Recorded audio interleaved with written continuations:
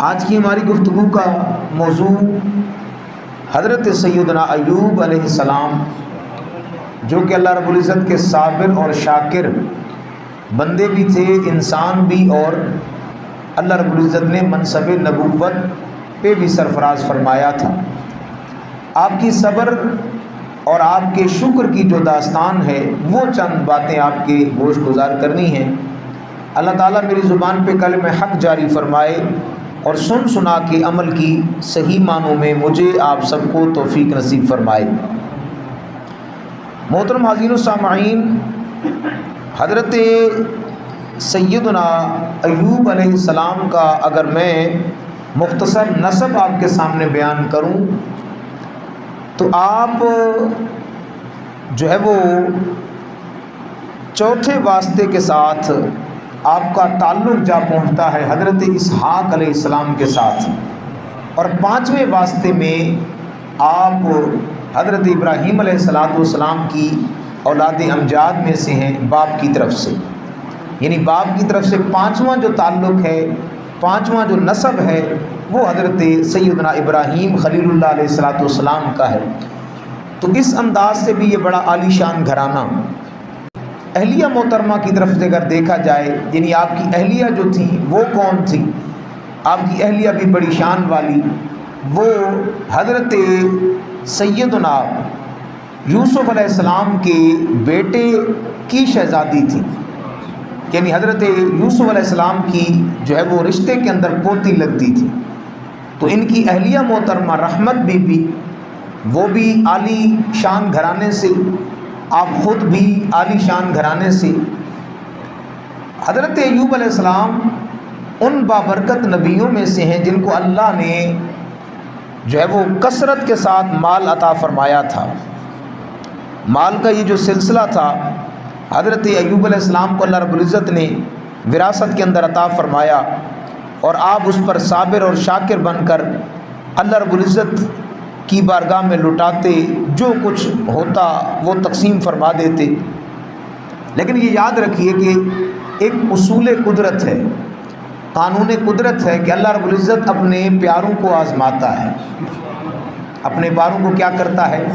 آزماتا ہے۔ یہ بات ذہن نشین رکھیے، جس انسان پر اللہ تعالیٰ کی طرف سے آزمائش اور امتحان آتا ہے، یہ جو امتحان کا سلسلہ ہے، جب یہ امتحان کا سلسلہ ہو تو پھر پریشان نہ ہوا کریں۔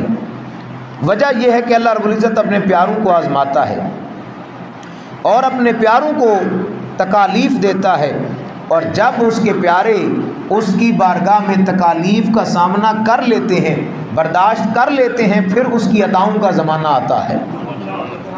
اللہ تعالیٰ اپنے پیاروں کو آزماتا ہے، جیسے میں نے حضرت بلال حبشی رضی اللہ تعالیٰ عنہ آپ کے حوالے سے، تو حضرت بلال حبشی رضی اللہ تعالیٰ عنہ مکہ کی گلیوں کے اندر مار کھا رہے ہیں، دنیا کو یہ بتا رہے ہیں، ستمگر آ ہنر آزما، تو تیر آزما ہم جگر آزمائیں، تو اپنا انداز اختیار کر، ہم بتائیں گے کہ ہمارا تعلق بھی جان عالم علیہ السلام کی گلی سے ہے، ہم بھی حضور علیہ السلام کے نام لیوا ہیں۔ تو ہم تذکرہ کر رہے تھے حضرت سیدنا ایوب علیہ السلام کا۔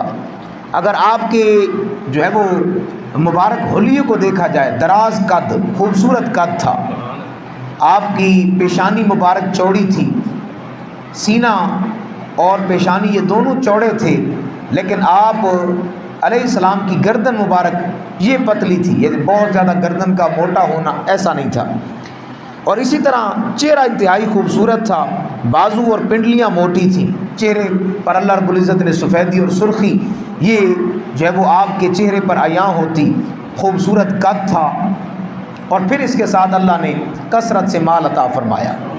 میں نے جیسا بتایا کہ اللہ تعالیٰ اپنے پیاروں کو آزماتا ہے۔ جان عالم علیہ السلام کی حدیث مبارک سے ہم اپنی بات کو لیتے ہیں۔ میرے کریم نبی صلی اللہ تعالیٰ علیہ وآلہ وسلم فرماتے ہیں، حضرت سعد ابن ابی وقاص رضی اللہ تعالیٰ عنہ سے روایت ہے، آپ فرماتے ہیں کہ میں نے عرض کی جان عالم علیہ السلام کی بارگاہ میں، کریم فرمائیں ذرا اللہ کی بارگاہ میں سب سے زیادہ آزمائش میں مبتلا کون ہوتا ہے؟ یہ آزمائش بھی اللہ کے پیاروں پہ آتی ہے۔ ہمیں کوئی بیمار ہو جائے، ہم پریشان ہو جاتے ہیں، ہم کہتے ہیں دیکھیں جی ساری تکلیفیں مصیبتیں میرے اوپر آ گئیں، نہ، یہ جو بے صبری والا معاملہ ہے اللہ اپنے پیاروں کو آزماتا ہے۔ اپنے پیاروں کا امتحان لیتا ہے، اور جو امتحان میں کامیاب ہوتے ہیں پھر وہ رب کی بارگاہ میں صابر قرار پاتے ہیں۔ اور اللہ فرماتا ہے ان اللہ مع الصابرین، اللہ صبر کرنے والوں کے ساتھ ہے۔ جس کے ساتھ اللہ ہو، بس یہ زمانہ ہے کہ آپ نے مشکل میں صبر کرنا ہے، اور مشکل بعض اوقات بڑی تکلیف دہ اذیت ناک ہوتی ہے۔ اور آگے کیا فرمایا؟ وبشر الصابرین، اور صبر کرنے والوں کے لیے خوشخبری ہے۔ سبحان اللہ بولتے رہیں۔ صبر کرنے والوں کے لیے کیا ہے؟ فرمایا کہ حضرت سعد ابن ابی وقاص رضی اللہ تعالیٰ عنہ عرض گزار ہوئے، کریم فرمائیں ذرا یہ حکم ہو کہ سب سے زیادہ اللہ کے ہاں آزمائش کس پر ہوتی ہے؟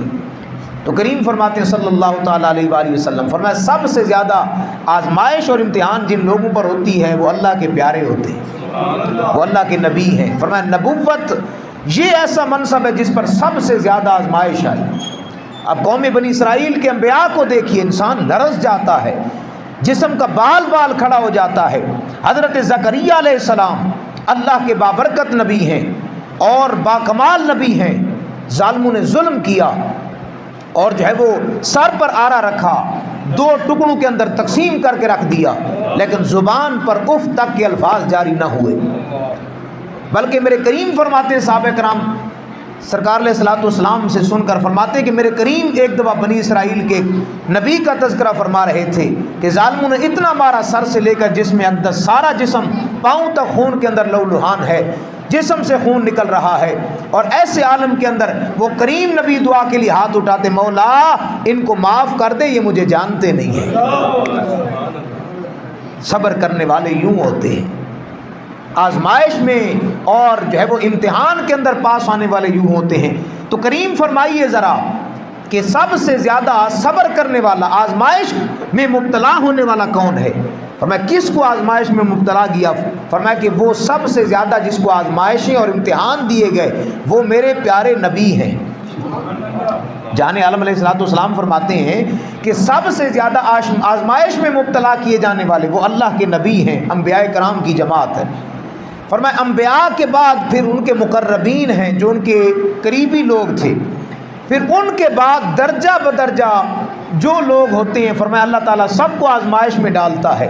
پھر ایک اور بات فرماتے ہیں، فرمایا جس کا دین مضبوط ہوتا ہے اللہ اس پر آزمائشیں زیادہ ڈالتا ہے۔ مطلب آپ کا اگر دین مضبوط ہے تو آزمائشیں زیادہ ہوں گی، تو صبر کرنا ہوگا۔ اور اگلا زمانہ پھر فرمایا کہ جن کا دین قدرے کمزور ہوتا ہے، طبیعتوں میں ان کے زیادہ نفاست ہوتی ہے، اللہ تبارک و تعالیٰ ایسے لوگوں پر پھر آزمائشیں کم ڈالتا ہے، تکالیف کم ہوتی ہیں۔ ہم سرکار علیہ الصلوۃ والسلام کے صحابہ کا زمانہ دیکھیں، اتنی آزمائش اور امتحان، اتنی تکالیف کے زمانے، لیکن جو ہے وہ زبان پر صرف ایک ہی جملہ ہوتا، وہ یہ ہوتا کہ میں رب تبارک و تعالیٰ کی رضا پہ راضی ہوں، انا للہ و انا الیہ راجعون۔ ایک صحابیہ بارگاہ رسالت مآب میں حاضر ہوئی، حال یہ تھا کہ چہرہ اقدس پر جو ہے وہ کپڑا ہے، چہرہ نقاب کے ساتھ چھپایا ہوا ہے۔ جان عالم علیہ الصلوۃ والسلام کی بارگاہ میں حاضر ہوئیں اور حاضر ہو کر عرض کرتی ہیں، یا رسول اللہ میرا ایک جوان بیٹا تھا، آپ کے ساتھ جنگ میں گیا، خبر نہیں کہ کیا وہ زندہ ہے یا دنیا سے جا چکا ہے۔ جب اتنی بات ہوئی تو کسی صحابی نے کہہ دیا، ارے دیکھو تو صحیح، بیٹا جنگ میں گیا ہے، شہادت پا چکا ہے، اور ماں کو دیکھو یہ ابھی تک پردہ کر کے آئی ہے۔ تو ماں جو ہے وہ وہاں بول کے کہتی ہے، سنو میرے نبی کے غلاموں، میں نے اپنا بیٹا ضرور کھویا ہے، اپنی شرم و حیا کو نہیں کھویا۔ یہ وہ اعلیٰ درجے لوگ تھے، یہ علم اور عمل کے اعتبار سے سورج سے زیادہ روشن اور پہاڑوں سے زیادہ سخت جن کا ایمان تھا، اللہ نے ایمان اور جو ہے وہ یقین کی طاقت عطا فرمائی تھی۔ ہم جو ہے وہ مبارک تذکرہ کرتے ہیں حضرت سیدنا ایوب علیہ السلام کا، سلسلہ نبوت کے اندر جتنی آزمائش ان پر آئی شاید کسی اور نبی پر آئی ہو، اور صبر اور شکر کا ایک جو ہے وہ عجب جہان جو ہے وہ آباد کیا ہوا تھا۔ سب سے پہلے ان کے حوالے سے مفسرین کرام نے لکھا ہے کہ شیطان اللہ رب العزت کی بارگاہ میں آیا اور شیطان نے آ کر کہا کہ اے اللہ، تو اپنے پیاروں کو آزماتا ہے، امتحان دیتا ہے، اور میں نے سنا ہے کہ تیرا ایوب بڑا صبر والا ہے، بڑا شاکر ہے، اگر تو اس پر مجھے دسترس دے دے، اگر میں اس پر اپنا زور چلا پاؤں، تو اجازت دے دے، تو میں دیکھنا چاہتا ہوں تیرا ایوب کتنا صبر والا ہے، میں دیکھنا چاہتا ہوں۔ حضرت ایوب علیہ السلام، اب شیطان نے اجازت مانگی، اللہ رب العزت نے اجازت عطا فرمائی، اور یہ چل کر کے حضرت ایوب علیہ السلام، جیسا میں نے بتایا کہ آپ کثرت اولاد رکھتے تھے، اولاد بہت زیادہ تھی آپ کی، اور ہزاروں ایکڑ آپ کا رقبہ تھا، کھیتی باڑی کرتے، کئی جو ہے وہ سینکڑوں آپ کے غلام تھے، مزدور تھے۔ اب شیطان نے جب اجازت مانگی کہ یا اللہ میں تیرے ایوب کو آزمانا چاہتا ہوں، تو مہربانی فرما اجازت دے دے۔ اللہ تعالیٰ نے اجازت دی، شیطان چلا گیا، اور شیطان نے جا کر ایک لمحے کے اندر وہ سینکڑوں ایکڑ پر جو اراضی تھی ساری کی ساری تباہ کر ڈالی، رقبہ تباہ ہو گیا۔ جب رقبہ تباہ ہوا، شیطان ایک انسانی شکل کے اندر جناب ایوب علیہ السلام کے پاس آیا، کہا دیکھیے نا ایوب، اگر تمہاری ساری اراضی، تمہارا سارا رقبہ، سارے کا سارا اگر تباہ ہو جائے، برباد ہو جائے، جو محنت تم نے کی تھی، جو سینکڑوں مزدور رکھے تھے، اگر پل بھر کے اندر وہ تباہ اور برباد ہو جائے، تمہارے لیے جو ہے وہ کہنے کو کیا ہوگا؟ قربان جائیں، یہ عالی شان لوگ تھے، یہ رب کے پیارے لوگ تھے۔ زبان پر ایک ہی جملہ جاری ہوا، انا للہ و انا الیہ راجعون۔ سبحان اللہ کہہ دیجیے، انا للہ و انا الیہ راجعون۔ یہ جملہ بڑا آسان ہے، میرے لیے بولنا آسان ہے، آپ واہ واہ کر دیں گے، جی کیا بات ہے، اچھا اتنی بڑی بات۔ ہمارے ہاں 100 کے نقصان پر ہم 10 دفعہ سوچتے ہیں۔ بازار میں شاپنگ کرنے جاتے ہیں، کوئی چیز خرید لیتے ہیں، گھر واپس آتے ہیں 100 دفعہ سوچتے ہیں، یہ اگر 100 روپے کم میں مل جاتی تو بات اچھی بن جاتی تھی، لگتا ہے شاپ والے نے زیادہ ہی پیسے مانگ لیے، میں نے بھی آگے سے کچھ کہا نہیں ہے۔ 100 بار سوچتے ہیں اس بات کو، کم از کم 2 3 4 بار ضرور دل میں خیال آتا ہے تھوڑی سستی مل جاتی، اچھا میں اگلی دکان سے ہی پتہ کر لیتا، ہو سکتا ہے وہی سستی دے دیتا۔ لیکن وہاں انداز دیکھیے، سینکڑوں اراضی جو ہے، سینکڑوں ایکڑ اراضی تباہ و برباد ہو چکی ہے، اور یہ صرف بات ہی نہیں تھی بلکہ پریکٹیکلی ایسا ہو چکا تھا۔ زبان پر ایک ہی جملہ تھا، انا للہ، میرا سب کچھ اللہ کے لیے ہے، اور میں نے بھی رب کی بارگاہ میں حاضر ہونا ہے۔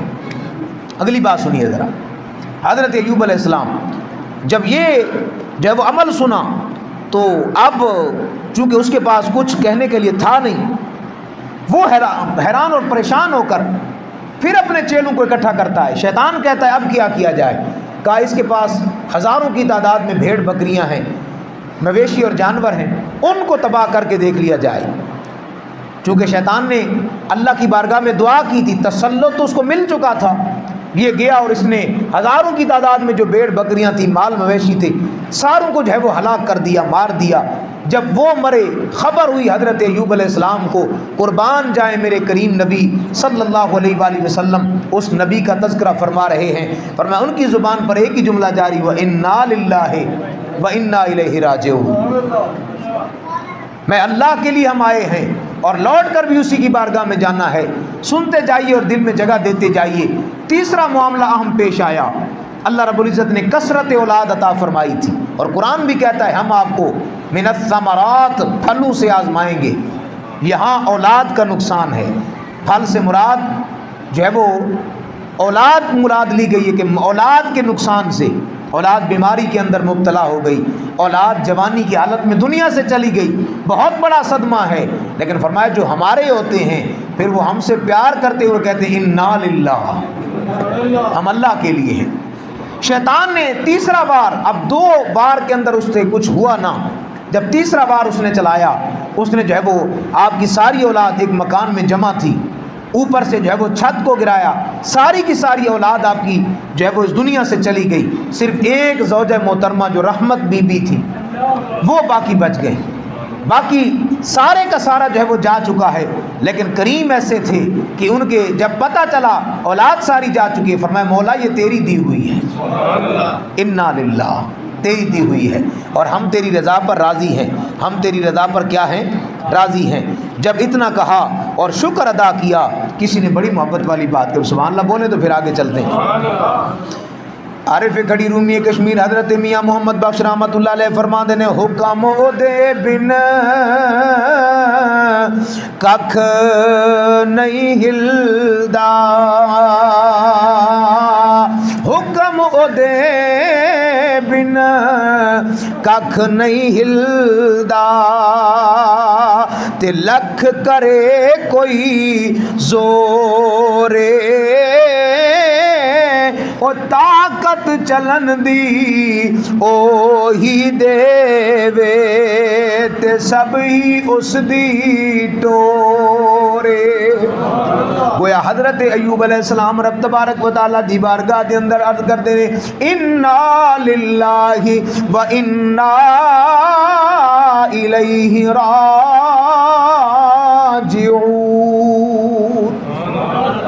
ہم اللہ کے لیے ہیں اور اللہ کی بارگاہ میں لوٹ کر جانا ہے۔ اب شیطان نے جب یہ تین منظر دیکھ لیے، اولاد کا نقصان بھی، مال کا نقصان بھی، اور جو ہے وہ زمین کا جو اراضی تھی اس کا نقصان بھی، سب کچھ جا چکا ہے، لیکن زبان پر ایک جملہ ہے انا للہ و انا الیہ راجعون، کیوں نہ ہو؟ فرمایا ہمارا تو انداز یہ ہے، ہم یہ کہیں گے، فرمایا ہمارے سر کے اوپر اگر بال ہیں، اگر اولاد ہے، جو کچھ بھی ہے سارے کا سارا اللہ کا دیا ہوا۔ شیطان اگلے منظر میں آیا، شیطان نے اب اجازت لی۔ لوگ پوچھیں گے جو پھونک کے اندر کیا ہوتا ہے؟ سوشل میڈیا کے زمانے میں 4 کتابیں رکھ کر کوئی سامنے جو ہے وہ کتابوں کا انبار لگا کر یہ کہے گا بھائی جو ہے وہ پھونک کے اندر کتنا اثر ہوتا ہے۔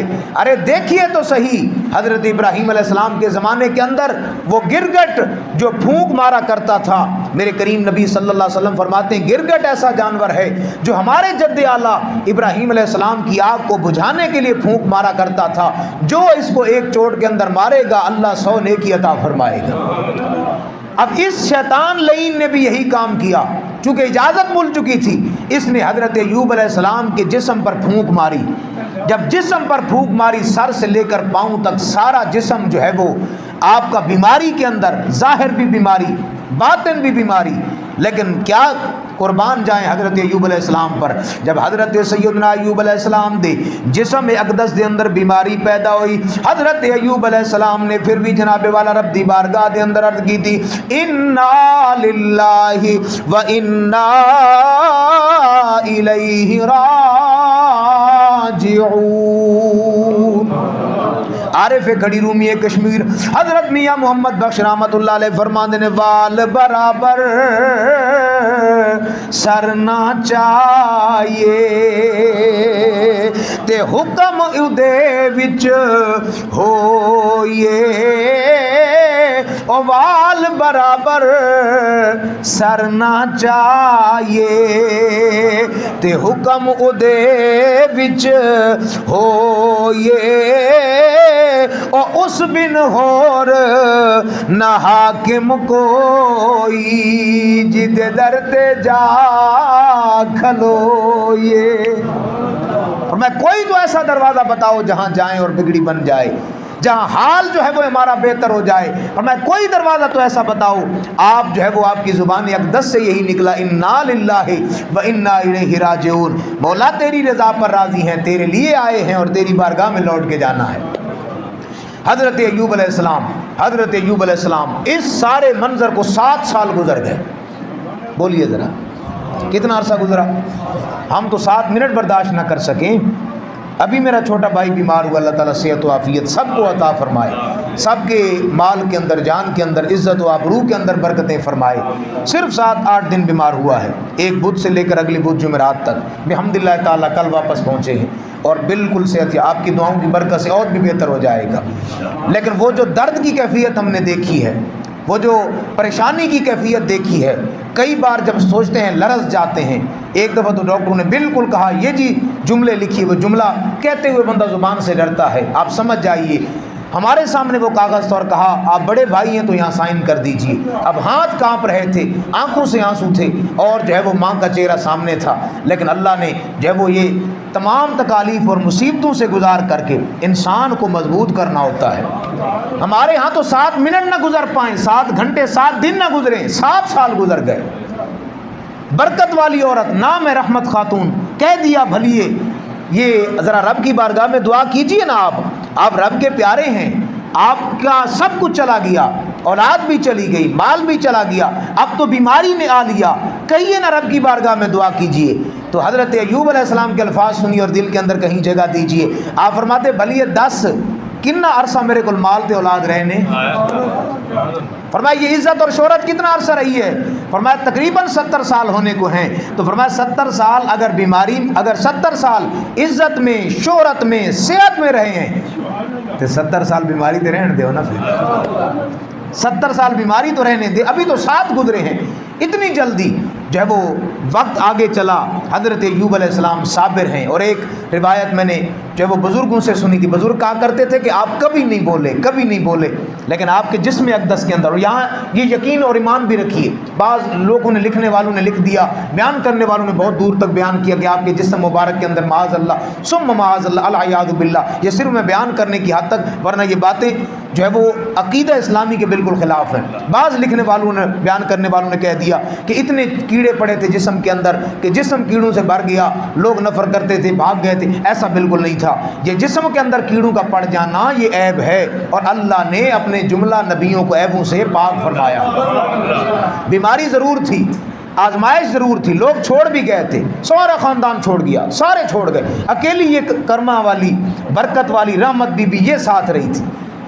اللہ نے جس کو مقام اور مرتبہ دینا ہو تو یہ ساتھ رہی تھی. لیکن ایسا بالکل نہیں تھا. ہاں ایک ہے کہ جب آپ کی زبان کے اوپر جب زخم ہوا نا تو اس وقت آپ کی آہ نکلی، آپ کے آنسو نکل پڑے.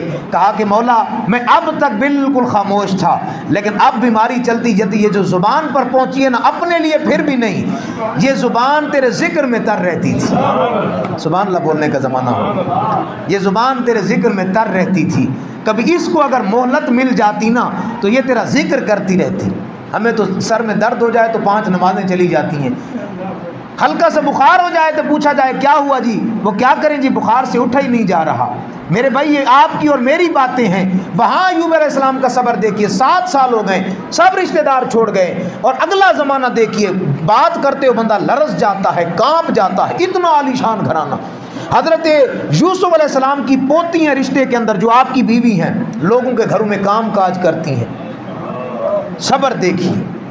عشق کردہ صدا اپنی مرضی دے کام. عشق کی داستان بڑی نرالی ہے، لیکن جو کامیاب ہو جاتا ہے فرمایا قیامت تک دنیا ان کو سلام محبت پیش کرتی رہتی ہے.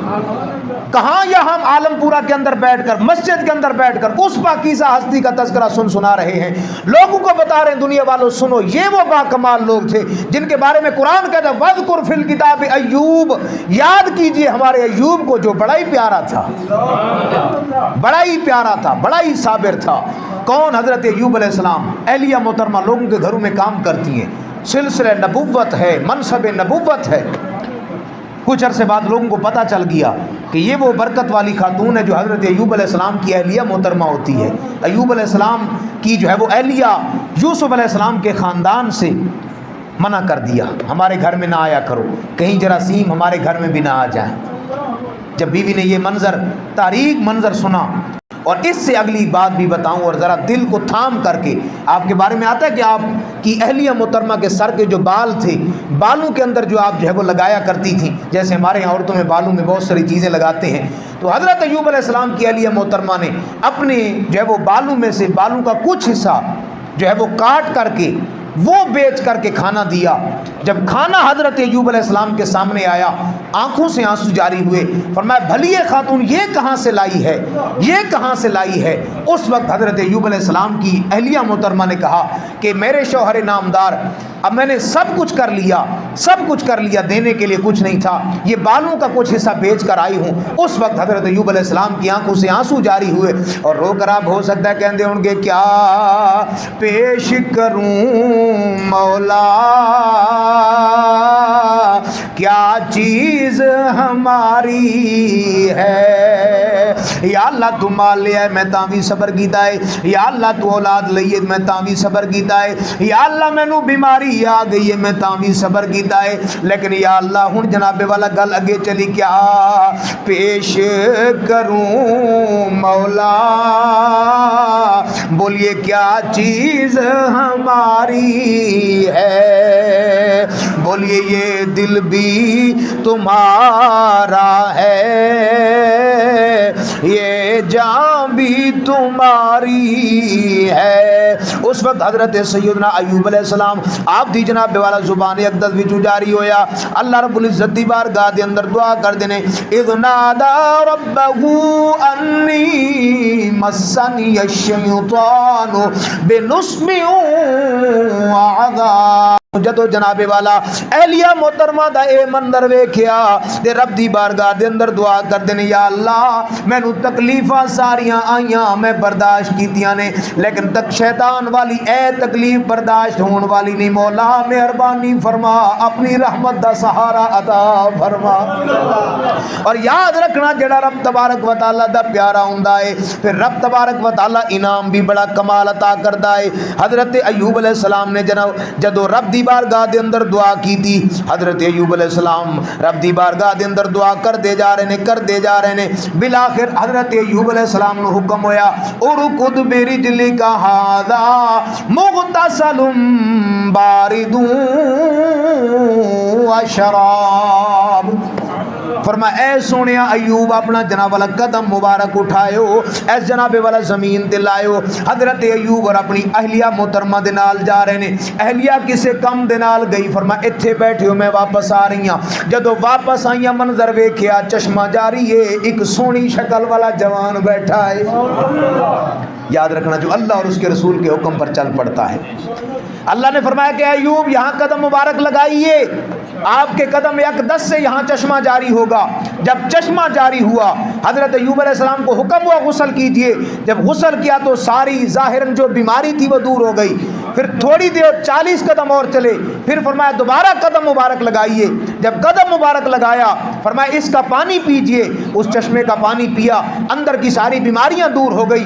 کرم والی بخت والی خاتون واپس آئیں، پوچھا کہ اے جوان بتاؤ، یہاں میں اپنا ایک جو ہے وہ شوہر بیمار شوہر بٹھا کے گئی تھی، اس شوہر کو دیکھا ہے۔ ایوب مسکرا پڑے، فرمایا بھلی یہ کیا کہتی ہے؟ فرمایا یہاں بیمار شوہر بٹھا کر گئی تھی، فرمایا بیماریاں دور ہو گئی، اللہ نے رحمت کر دی۔ پہلے تو اس نے کہا نانا مذاق نہ کیجئے، میرے ساتھ جوان کیسی مذاق کرتے ہو، بوڑھا سا بیمار بھی تھا، اللہ کی آزمائش اور امتحان کا سامنا تھا۔ فرمایا آزمائشیں جب آتی ہیں اور جب کمال کو پہنچتی ہیں پھر رب کی رحمت آتی ہے، رب کی رحمت آتی ہے، اور پھر آپ کو اللہ رب العزت نے جو ہے وہ عزت و احترام کے ساتھ جوانی عطا فرما دی، اور آپ کی اہلیہ کو بھی جوانی عطا فرما دی، اور پھر اولاد بھی مل گئی۔ وہ جو مال ہلاک ہو چکا تھا سارے کا سارا زندہ فرما دیا، جو شیطان نے جو کھیتی جو ہے وہ دربار کر دی، برباد کر دی، سارے کا سارا دے دیا۔ تو یہاں جو ہے وہ بتانا آپ کو مطلب یہ ہے کہ جب بھی آزمائش اور امتحان، میں پہلے بتا چکا ہوں، آزمائش رب کے پیاروں پر آتی ہے۔ اگر آپ پر آزمائش آئے اور آزمائش کڑی آئے تو اللہ کی بارگاہ میں 2 سجدے ادا کر دیجئے کہ آپ رب کے پیارے ہیں۔ سبحان اللہ بولنا پڑے گا، آپ رب کے پیارے ہیں، رب کے پیارے ہیں، رب کے پیارے ہیں، رب کے پیارے ہیں۔ رب کا پیارا کون ہے؟ فرمایا وہ ہے جس پر آزمائش آتی ہے۔ حدیث مبارک جیسے میں نے بیان کی، عرض کی گئی یا رسول اللہ سب سے زیادہ آزمائش کس پر آتی ہے؟ فرمایا اللہ کے نبیوں پر آتی ہے۔ فرمایا اس کے بعد فرمایا اس کا جو پیارا ہوتا ہے، فرمایا درجہ بدرجہ، فرمایا جس کا ایمان جتنا مضبوط ہوتا ہے اللہ اس کو سب سے زیادہ آزمائش اور امتحان میں مبتلا فرماتا ہے، اور جو آزمائش اور امتحان میں صبر کرتا ہے اعلیٰ میں بالا میرا فرماتا ہے فرشتوں دیکھو زمین پر جاؤ اور جا کر میرے بندے کے ساتھ دیکھو میرا بندہ کیا کہتا ہے۔ فرشتے واپس جاتے مولا تیری زمین پر گئے تھے، تیرے بندے کی آزمائش اور امتحان کو دیکھا، لیکن اس کی زبان پر تو یہی تھا انا للہ و انا الیہ راجعون۔ فرمایا فرشتوں گواہ ہو جاؤ میں نے جنت میں ایسا محل بنایا ہے جس محل کو یہ بندہ دیکھے گا دنیا کے سارے دکھ اور دردوں کو بھول جائے گا، دنیا کے سارے غموں کو بھول جائے گا۔